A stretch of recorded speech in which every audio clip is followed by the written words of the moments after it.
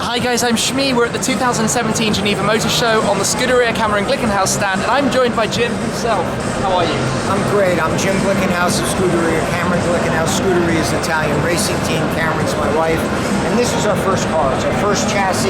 It's raced the 24 hours of Nurburgring twice. It's raced 4 or 5 VLN races. It finished first in class at the 24.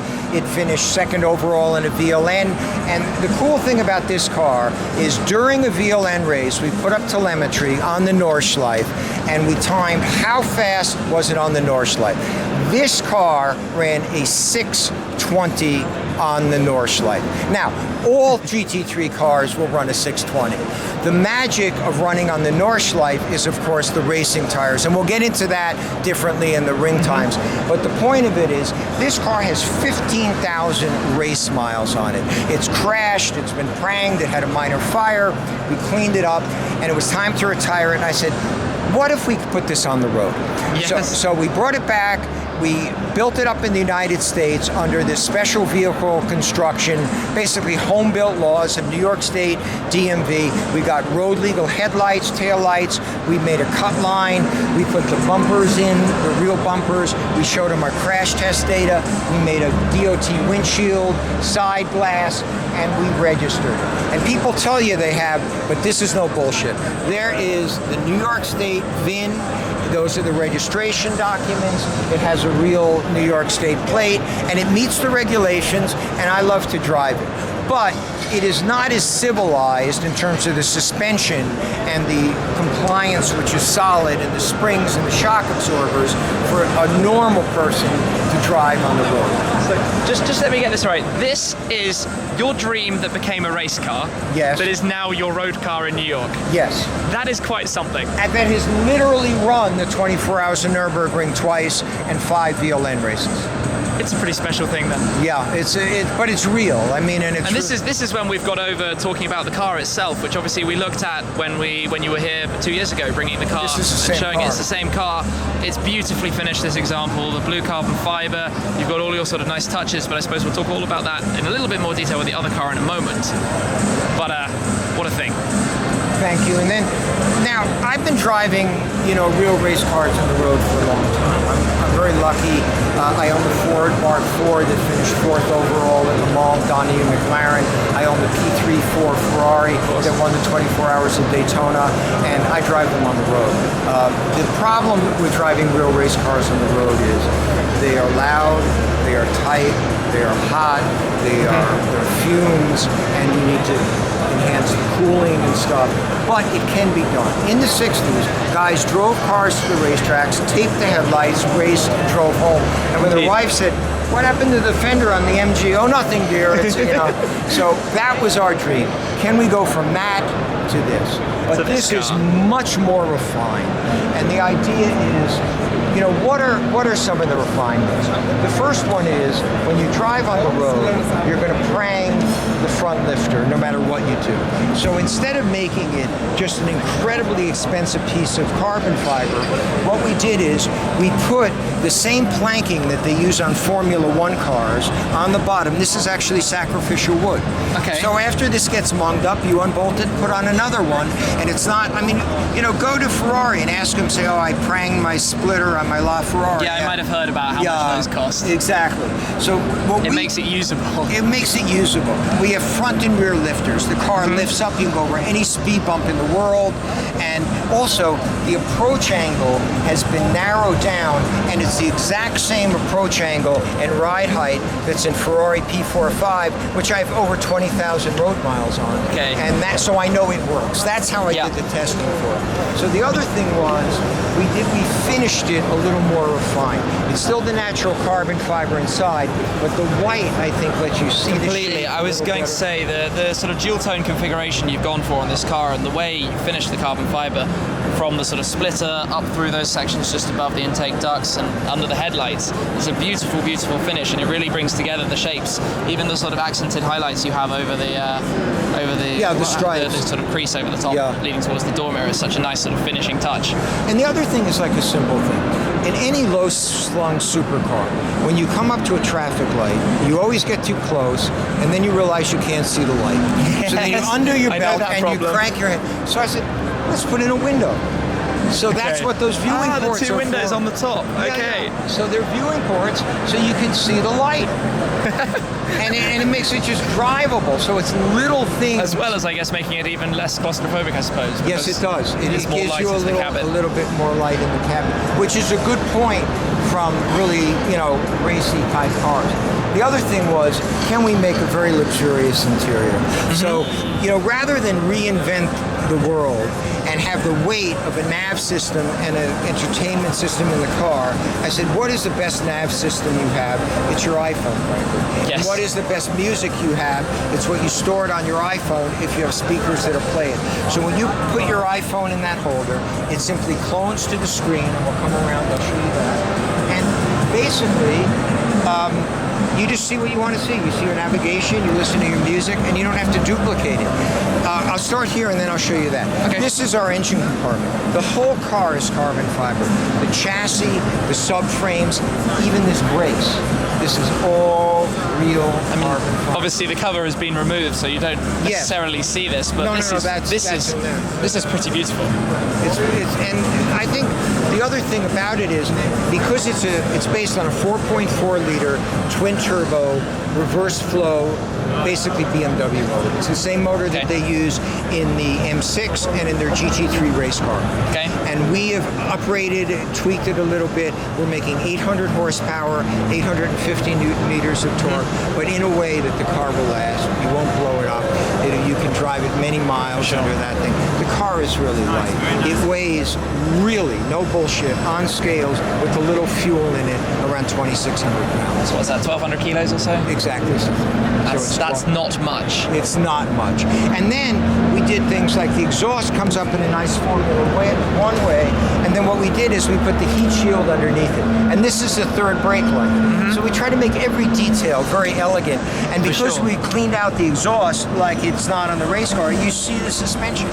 You see it through it. And we have the same wood braces. As well, I see, yes. On the thing, so that's what you hit. And if you prang it, it's not the end of the world.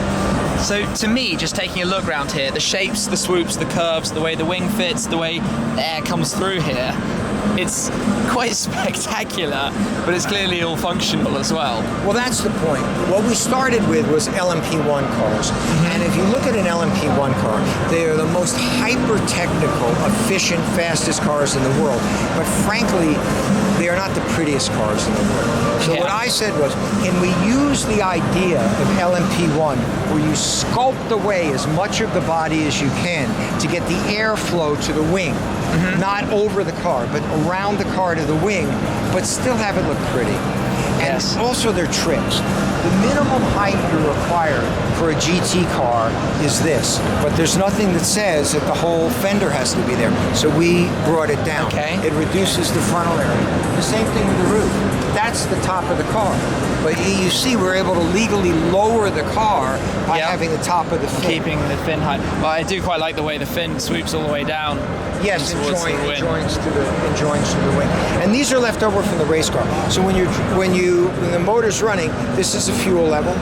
This is the oil level when the ignition's on. If it goes down, you open this and pour in a quart of oil. I mean, it's so hard to check and people forget. And then this is your position light left over from the race car, and they're all on one, of course. First place. And then we have some of the history in it. Like you'll notice that vent.